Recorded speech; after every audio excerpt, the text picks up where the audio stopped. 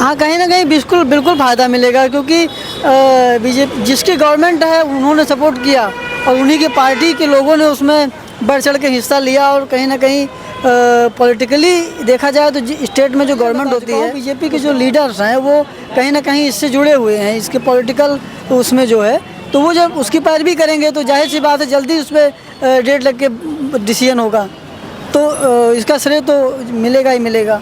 और I think BJP return करेगी ही करेगी। इसको श्रेय तो सभी को जाता है, पूरे भारतवासियों को जाता है मेरे ख्याल से।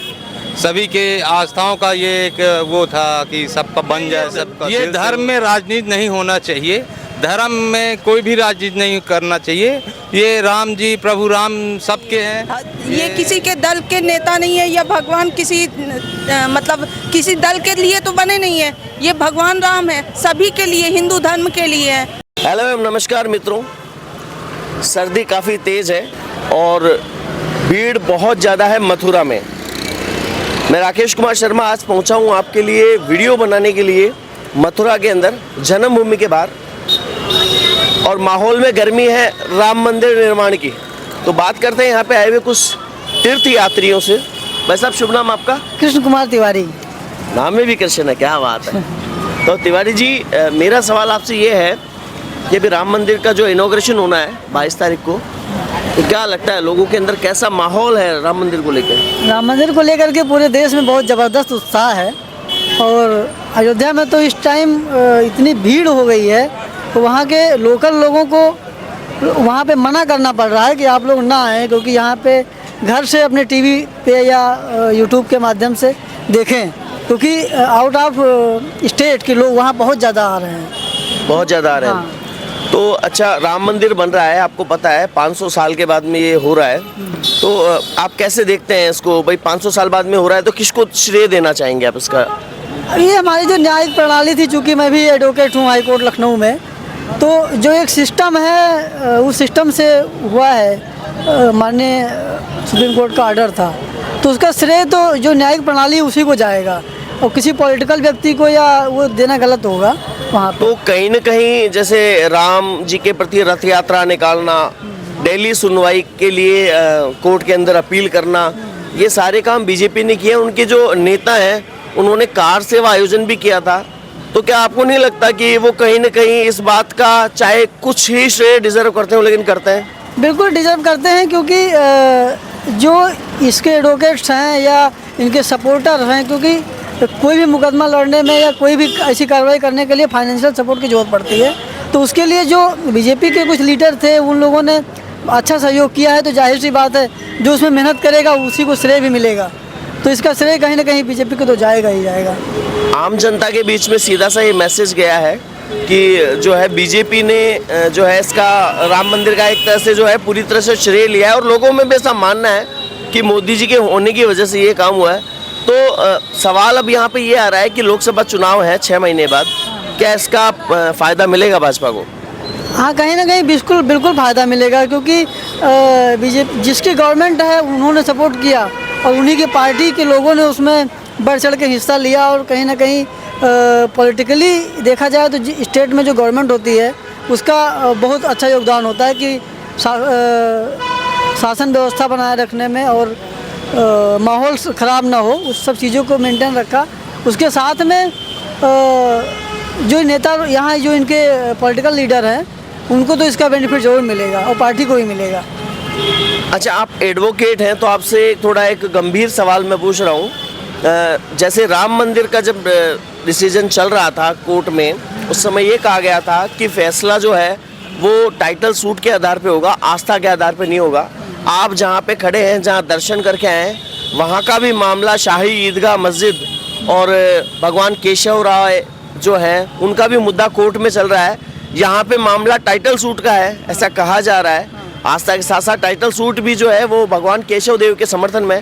तो एज ए एडवोकेट इस चीज़ को कैसे देखते हैं आप? इसका ये जो यहाँ का मुकदमा है, हमारे सीनियर हैं सुरेश कुमार मिश्रा जी, वो देख रहे हैं ये जी शाही इमाम मस्जिद वाला। तो ये भी टाइटल के हिसाब से जो एविडेंस हैं, जो सही होगा वही डिसीजन हॉनरेबल कोर्ट करेंगी, और उसका सभी को पालन करना चाहिए हमारे हिसाब से। तो वो मिश्रा जी ही इसका केस लड़ रहे हैं इलाहाबाद हाई कोर्ट में, हमारे सीनियर हैं वो।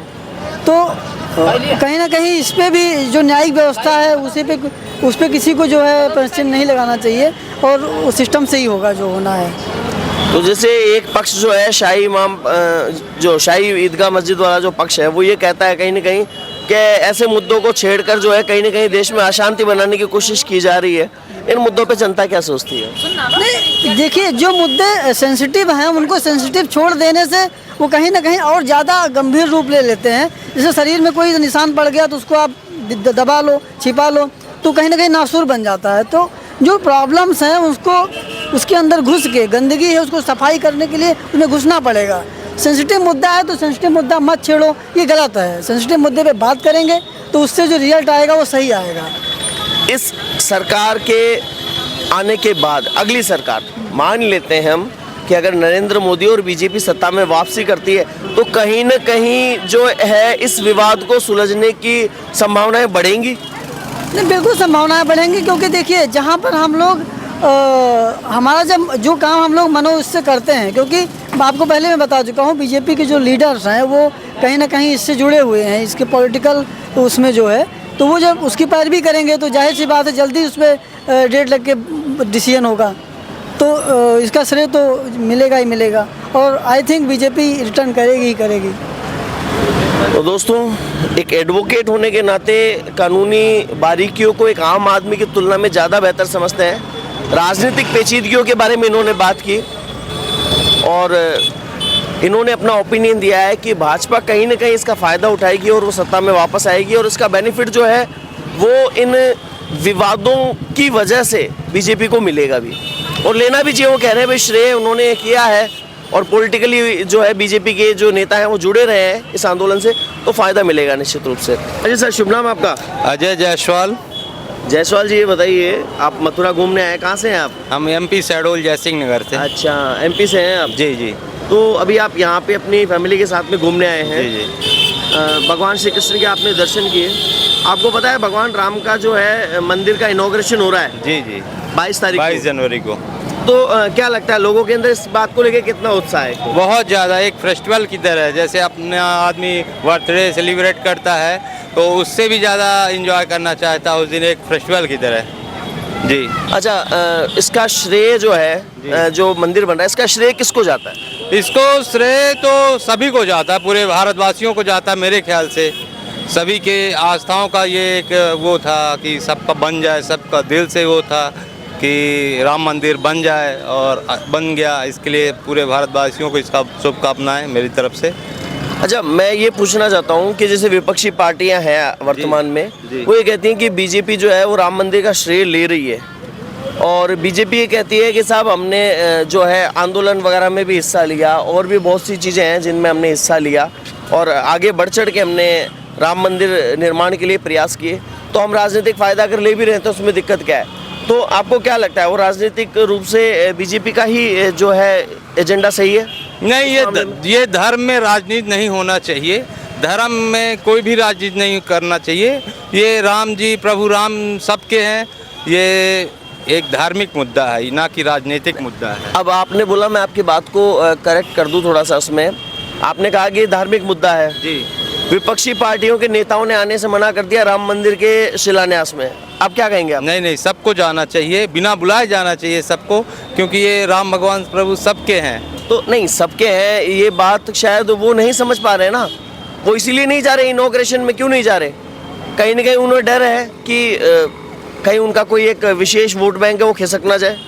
नहीं, तो अब मैं तो इसके बारे में कुछ नहीं कह सकता। सबको जाना चाहिए, प्रभु राम श्री सबके हैं, तो इसलिए सबको जाना चाहिए। धन्यवाद। हाँ जी, आपका नाम, शुभ नाम? खुशबू जायसवाल। खुशबू जी, आप बताइए, जो सवाल मैंने आपसे किए, अभी भाई साहब से किए, वही सवाल मेरे आपसे है। क्या आपको लगता है कहीं ना कहीं जो है इस मुद्दे को लेकर राजनीति ना करें, और अयोध्या के अंदर जो राम मंदिर का इनॉग्रेशन हो रहा है उसमें विपक्ष के सभी लोगों को जाना चाहिए?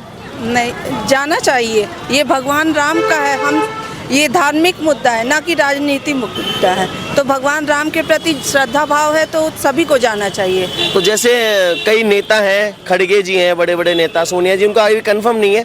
कुछ नेता हैं जिन्होंने साफ मना कर दिया हम नहीं जाएंगे। क्योंकि बीजेपी ने जो है मंदिर बनाया। अखिलेश यादव जी ने तो ये भी कहा है कि ये मंदिर बीजेपी ने बनाया, हम होते तो इससे भी ज़्यादा भव्य बनाते। ये मंदिर जो है वो बीजेपी बना रही है, इसलिए हम नहीं जाएंगे। तो ये इस तरह के जो बयान है ये कितने क्या जो है मायने रखेंगे लोगों के लिए? अब ये तो क्या बता सकते हैं। राजनीतिक रूप से ये स्टेटमेंट सही है गलत है? ये गलत होगा कि सब कोई अगर न जाए, ये तो भगवान राम के लिए है तो सभी को जाना चाहिए, है ना। लोगों को गलत मैसेज जाएगा? कैसा गलत मैसेज जाएगा ना लोगों के पास। हाँ, इधर आ जाओ आप। लोगों को गलत मैसेज जाएगा ना कि अगर वो लोग जो हैं, जो विपक्षी पार्टी हैं, उनके नेता नहीं जाएंगे तो नहीं तो उनको जाना चाहिए। यहाँ धार्मिक मुद्दा लेके चले ना कि भगवान राम है, ये किसी के दल के नेता नहीं है, या भगवान किसी मतलब किसी दल के लिए तो बने नहीं है। ये भगवान राम है, सभी के लिए, हिंदू धर्म के लिए है ना, तो सभी को जाना चाहिए। अगर नहीं जाएंगे तो जनता के बीच में नुकसान होगा उनको। अब ये उनके बीच की बात है कि उनको क्या कैसा है ना। ठीक है जी, थैंक यू। कौन सा टीवी